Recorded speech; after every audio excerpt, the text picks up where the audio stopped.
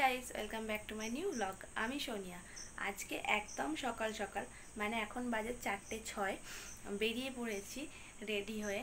আমি আর মা আজকে যাব এক জায়গায়।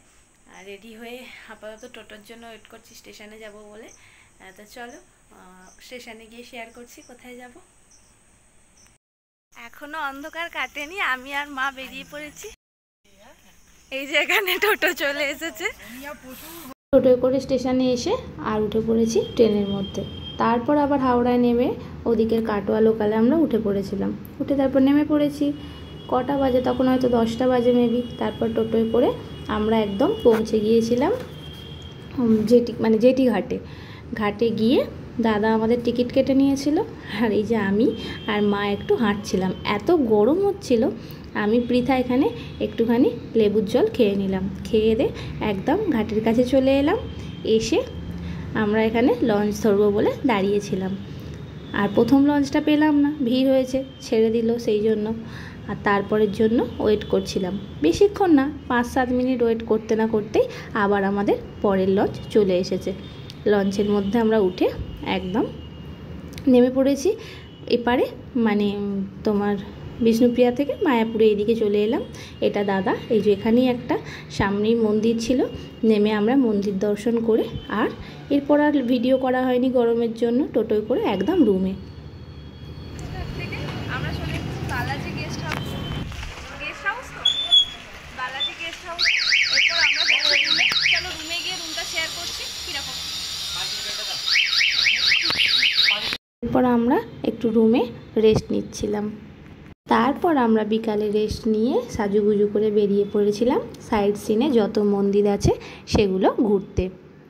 একের পর এক প্রত্যেকটা মন্দির আমরা দেখতে থাকলাম। আর তার সাথে আমি কিছু কিছু শর্ট যতটা পারলাম তোমাদের সাথে শেয়ার করলাম, শর্ট ক্লিপ নিলাম।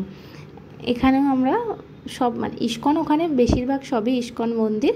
তো তারই ভিতরে যতটুকু পেরেছি, সব জায়গায় তো ক্যামেরা অ্যালাউ নেই, তো যতটুকু পেরেছি তোমাদের সাথে শেয়ার করলাম।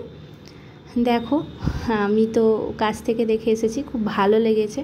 আর সত্যি বলতে একটা জিনিস যেটা বুঝলাম, যে তুমি যদি হাতে 2 দিন সময় নিয়ে যাও, তাহলে তুমি একসাথে শান্তিপূর্ণভাবে তাড়াহুড়ো না করে পুরো জায়গাটা সুন্দরভাবে ঘুরতে পারবে।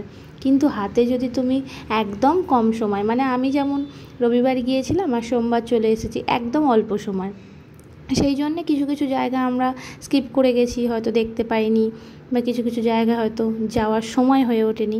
এরকম 1-2 মন্দির আমরা প্রায় বাদ দিয়েই দিয়েছি। সেই জন্য বলছি, তোমরা যারা যারা যেতে চাও, আমার মনে হয় তোমরা একটু হাতে সময় নিয়েই যেও। এইখানের মতো জায়গায় হাতে সময় নিয়ে গেলে ধীরে সুস্থিরে সবটা দেখতে পারবে। কিছু কিছু জায়গায় বললাম ক্যামেরা অ্যালাউ ছিল না, তাও যতটুকু পেরেছি করেছি।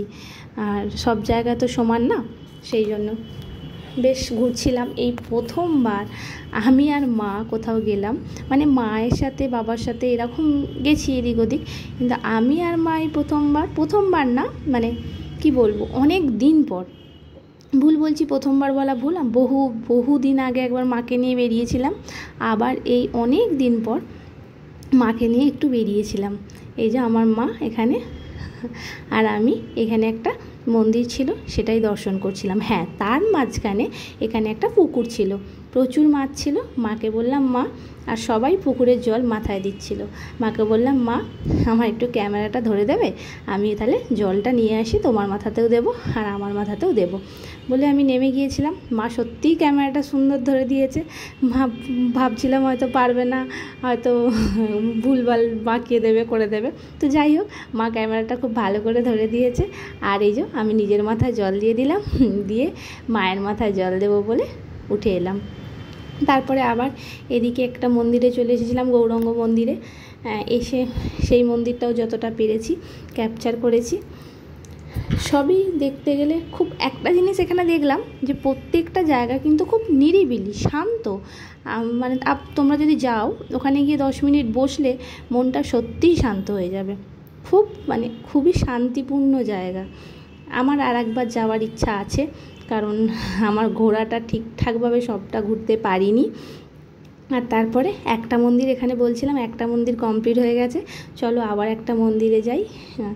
মা আর আমি হাঁটছিলাম, ওরা সবাই পিছনে আসছিল, আর আমি একটু ভিডিও করব বলেই একটু আগে আগেই এগিয়ে যাচ্ছিলাম, সবার আগে তাড়াহুড়ো করে যাচ্ছিলাম যাতে সবার সাথে আবার একসাথেই বেরোতে পারি, নাহলে আমার জন্য আবার দেরি হয়ে যাবে। আর যেহেতু অনেকগুলো সাইড সিন আমাদেরকে ঘুরে আবার মায়ের আরতি, মানে সরি ভুল বলছি, সন্ধ্যা আরতি দেখবো বলে আমাদের ওখানে ইস্কন মন্দিরে তাড়াতাড়ি ঢুকতে হবে, তাই জন্য চেষ্টা করছিলাম তাড়াতাড়ি কমপ্লিট করার।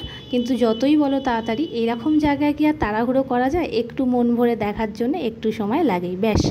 একদম শেষে আমরা চলে এসেছি মেন মন্দিরে, তখন প্রায় 6:30 বেজে গেছে। আমরা তখন ঢুকছি তখন আরতি শুরু হয়ে গেছে, আর একটা সন্ধ্যার ভিউ তোমাদেরকে দেখালাম, অপূর্ব, মন যেন ভরে যায়। আর সর্বক্ষণ যেন মনে হচ্ছে ওই দিকেই তাকিয়ে থাকি, ওটাই দেখতে থাকি। তা আস্তে আস্তে আস্তে আস্তে যত কাছে যেতে থাকছি, সত্যিই মনে একটা শান্তি আরও শান্তি আসছে। তো হঠাৎ করে মা বলছে, মানি দেখ, আমাকে মা মানি বলে, তো এই গাছটা কি সুন্দর, একটা ভিডিও কর। মা দেখছে সব কিছুর ভিডিও করছি, তো এই গাছটারও ভিডিও করলাম। কেউ যদি জানো যে এটা কী ফল বা কী গাছ আমাকে জানিও। তারপর মন্দির ঘুরে আরতির ওখানে চলে গেলাম।